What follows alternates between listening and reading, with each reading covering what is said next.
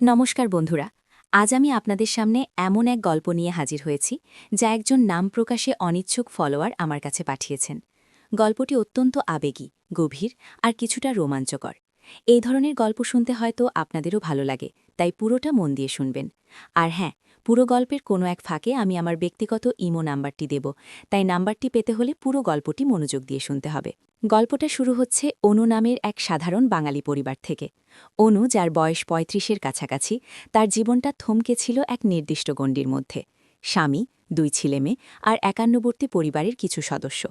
কিন্তু অনুর মনে একটা চাপা অতৃপ্তি ছিল, যা সে নিজেও হয়তো পুরোপুরি বুঝতে পারত না। তার স্বামীর নাম রাহুল। রাহুল ভালো মানুষ, দায়িত্ববান, কিন্তু অনুর কাছে সে ছিল এক অচেনা দ্বীপের মতো, যেখানে তার মন পৌঁছাতে পারত না।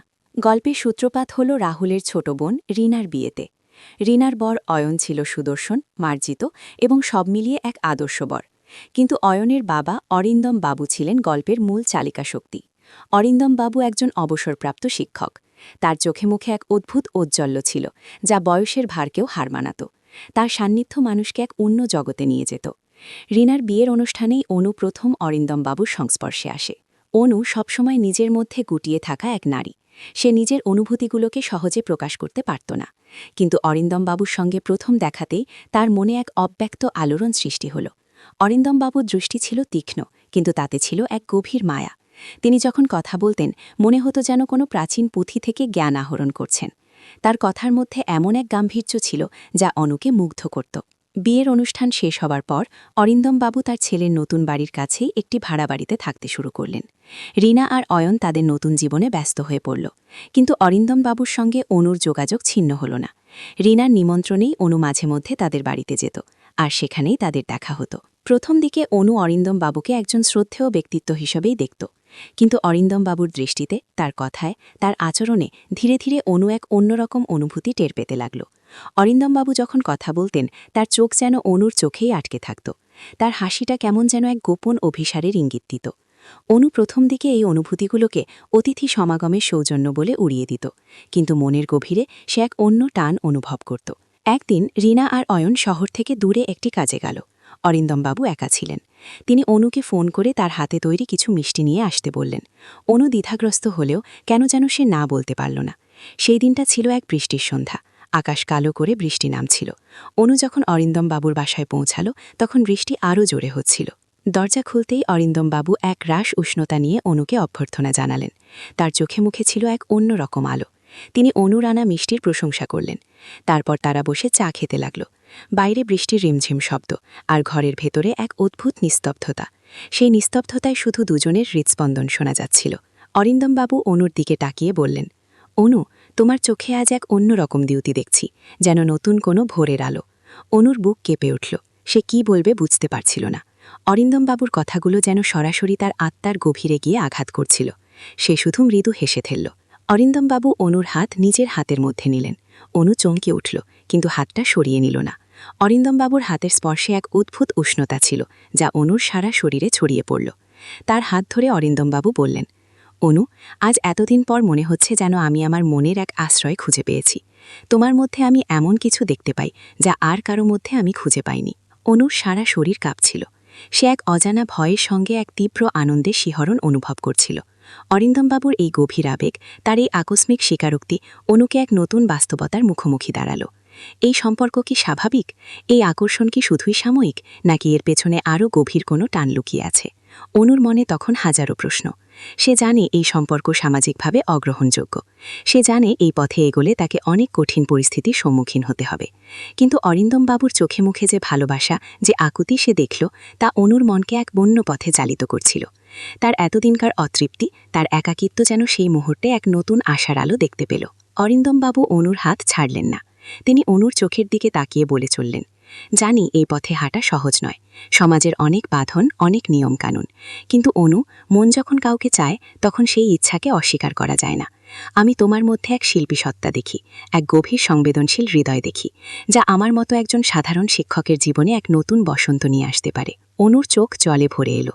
সে কখনো ভাবেনি একজন অচেনা মানুষ, একজন বয়স্ক শিক্ষক, তার জীবনে এতখানি প্রভাব ফেলতে পারবেন। অরিন্দমবাবুর প্রতিটি কথা, তার প্রতিটি স্পর্শ অনুকে এক নতুন জগতে টেনে নিয়ে যাচ্ছিল। সেই জগতের নিয়মনীতি ভিন্ন, সেখানকার ভালোবাসা ভিন্ন। বৃষ্টি তখন কিছুটা ধরে এসেছে। অরিন্দমবাবু অনুর মুখের দিকে তাকিয়ে রইলেন। তার দৃষ্টিতে ছিল এক গভীর ভালোবাসা, এক তীব্র আকাঙ্ক্ষা। অনুর মনে তখন চলছে এক তুমুল ঝড়। একদিকে সমাজের ভয়, অন্যদিকে এক নিষিদ্ধ প্রেমের হাতছানি। সে কি অরিন্দমবাবুর এই ভালোবাসার হাত ধরবে? সে কি এই নিষিদ্ধ পথে পা বাড়াবে? অরিন্দমবাবু অনুর ঠোঁটের দিকে তাকালেন। তার মনে তখন কেবলই অনুর স্পর্শের আকাঙ্ক্ষা। তিনি ধীরে ধীরে অনুর দিকে ঝুঁকে পড়লেন। তার নিঃশ্বাস অনুর মুখে এসে পড়ল। অনুর মনে তখন তীব্র উত্তেজনা।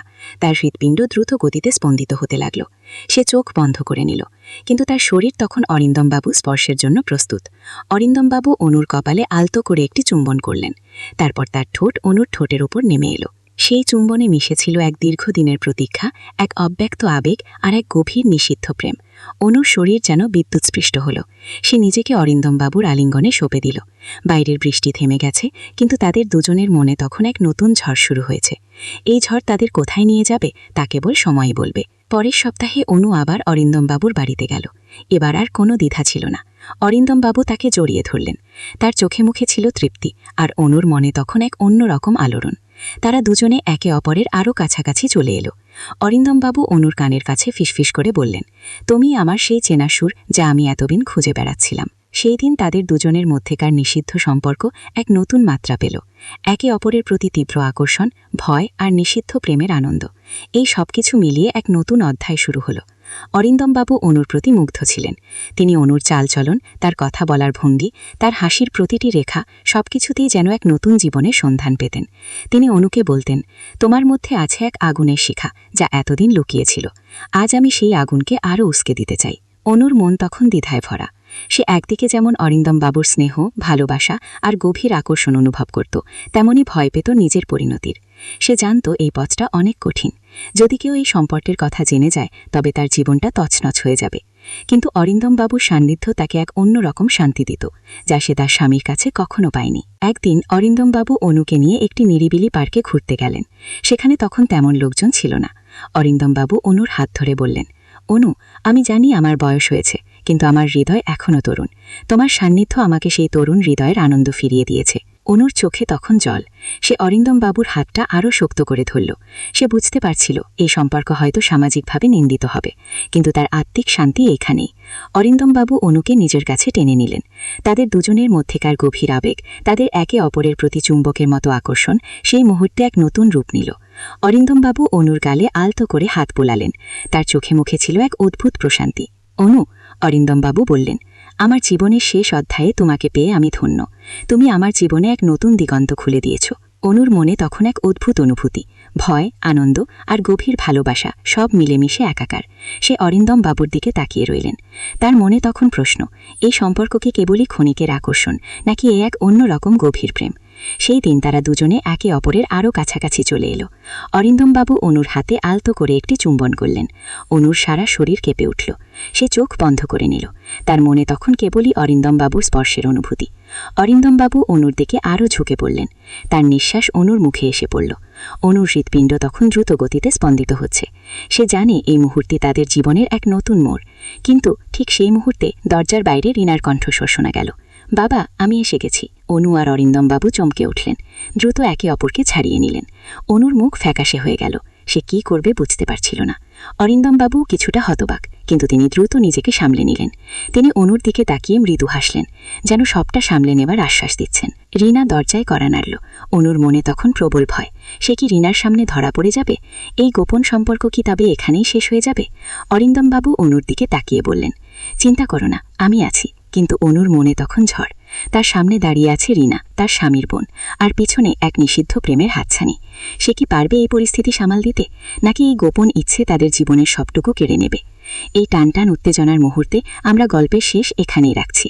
পরবর্তী পর্বে কি হবে তা জানার জন্য আপনাদের কমেন্ট করতে হবে। আমাদের চ্যানেল সাবস্ক্রাইব করতে ভুলবেন না এবং অবশ্যই দ্বিতীয় পর্বের জন্য অপেক্ষা করুন।